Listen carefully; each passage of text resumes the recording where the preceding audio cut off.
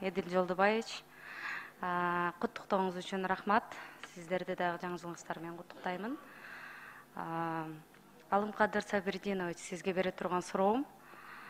Чет мамлекетте убактылуу жашап иштеп жүргөн биздин мекендештердин камсыздандыруусу абдан бир чоң көйгөйлөрдүн бири да. Айрыкча ушу 1 миллиондон ашык биздин мекендештер Орусияда жашайт. Ошолордун 1 миллионго жакыны Москва шаарында. Москвада айрыкча биз официалдуу келишимдин негизинде иштеп жаткандар ошол мамлекет тарабынан камсыздандырылып, ошол жакта ден соолуктарын текшертишет. Бирок эң чоң көйгөй жаш балдардын камсыздандыруусу болуп жатат да. Ушул маселени чечүүгө мүмкүнбү? Оразайым Кочконбаев да биздин президентибиз менен биз барганда ушул вопросту көтөрүлгөн. Себеби бизде мынакей ОМС Кыргызстанда төлөнүп аткан, тиякта да каралбай калып, бирок бул вопросту чечилип атат. Мен сизге кандай, кайсы жерге жеткенин кат жүзүндө берейин. Жазып койсоң. Рахмат, жакшы болот эле. Экинчи маселе, ПЦР тести Кыргызстанга кирип жатканда сөзсүз түрдө тапшырыш керек деген да, ошо Орусиядан бул жакка келе жатканда. Ошол эмне максатта сөзсүз түрдө Орусиядан тапшырып, анан бул жакка келип текшертиш керек деген. Кыргызстанга келип 3 күндүн ичинде тапшырса болобу ошону? Себеп дегенде ал жакта кеминде 1,5 миң рубльдан 3 миң рубльга чейин. Бул чындыгында ал жөнөкөй карапайым мекендештердин чөнтөгүнө абдан чоң зыян келтирип жатат да. Оразайым Кочконбаев да ар бир учуп келатканда тиги самолетторго ПЦР жок болсо Россиядан киргизбейт. Ошон үчүн бул ошол мамлекеттин тиги Россиянын чечими да, биз аякка кирише албайбыз.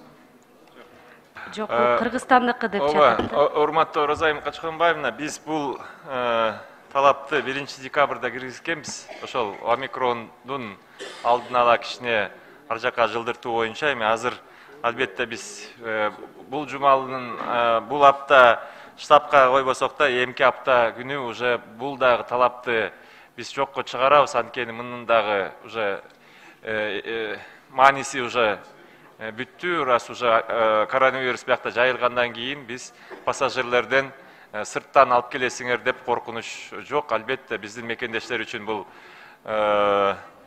талапты биз алып коюшубуз керек. Сиздики туура.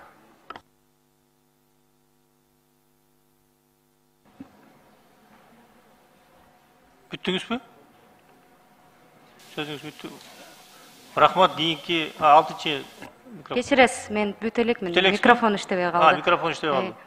Мен дагы уу коргошун боюнча сизге суроо берейин деп жаттым эле. Анткени уу коргошунду сиз айтып чыкканда абдан чоң бир резонанстуу маалымат болду да. уу коргоштун рецебин чет мамлекетке сатып, экономикабызга жакшы пайдаларды алып келсек болот деп. Анан ушуну билейин дедим эле. Негизи рецебин сатуу мүмкүн болдубу? Саттыңыздарбы? Кандай жыйынтыктар болду? Азыркы 4-түнчү толкунду басаңдатуу үчүн эмне себептен уу коргошунду колдонсок болбойт? Ушул тууралуу айтып берип коесузбу? Рахмат.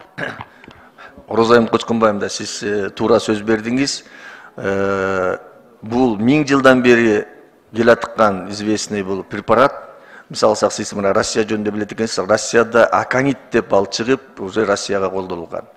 Бирок сиз айтканда мен уу коргошунга кайрылбайын дегем. Эгер кандай бир информация болсо, мен сиз менен жолукканда жооп берейин. Рахмат, башка суроо жок. Акыркы күндөрү дипломдун жасалмалыгы тууралуу чуу болуп жаткан Бүтүн Кыргызстан фракциясынын депутаты Орозайым Нарматова Улуттук коопсуздук комитетине сурак берип, ал эле эмес атасы дагы суралып жатканы белгилүү болгон. Атайын кызмат депутат Жалал-Абад мамлекеттик университетинен алган дипломуна байланыштуу чакырылганын билдирген. Бүгүн 19 январ Дастан Бекешев өзүнүн соц тармактагы баракчасына Нарматова менен бирге түшкөн сүрөтүн жарыялап, жакындан тааныштым, абдан жагымдуу жана билимдүү депутат экен деп жазган. Каныбек Осмоналиев, профессор. Дипломду саткандагы, аны сатып алгандагы бирдей жаза алуусу керек. Эки жак тең мамлекеттин көзүн боюп, оор кылмышка барып жатышат. Кыныбек агай Орозайым Нарматованын диплому жасалма деп, аны берген окуу жайга да өзүнө да кылмыш иши козголду. Эми диплому шек жараткан депутат атка минерлердин да диплому текшерилиши керекпи? Анткени диплому күмөн жараткан бир топ депутаттардын да аты аталып жүрөт го. Орозайым коюлган дооматтарды ошол муундагы жаштардын көпчүлүгүнө койсо болот. Алардын ичинде азыркы жана мурунку депутаттар жана аткаруу бийлигинде иштеп жүргөндөр дагы бар чыгар. Мен Нарматованын диплому жөнүндө эч нерсе айта албайм. Тергөө текшерип алар. Бирок убагында жогорку кеңешке талапкер болгондо БШК эмнеге тыкыр текшерген эмес? Чынында бул иштин жаңырыгы кийин БШКга дагы катуу тийиш керек. Алардын жоопкерчиликтерин дагы кароо абзел. Эми депутат болуп, элдин добушуна арзып келген адамга кайрадан текшерүү жүргүзүү кандай натыйжаларга алып келет, айтуу кыйын.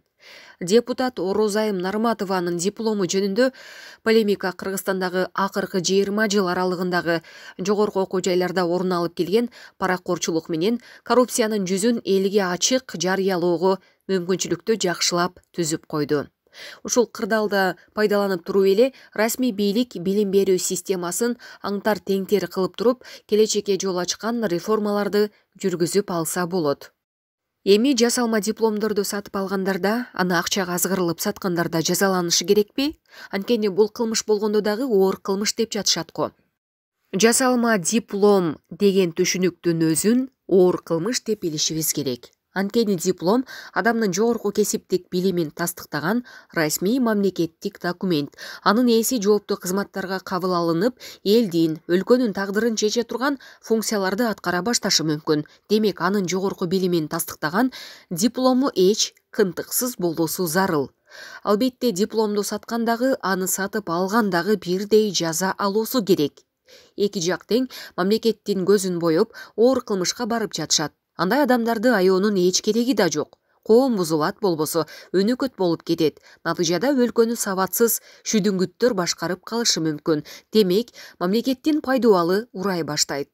Бул коркунучтуу кылмыш. Айтканыңызга ынаналы, окугандан эриккен үчүн ушундай жагдай орун алып жатабы же алган билим эмес, диплом мааниге ээ болуп калганбы? Бүгүнкү күндө жогорку билим алуу өтө эле төмөнкү деңгээлге кулап түштү. Бардык жерде акчага болгон азгырыктар орун алды.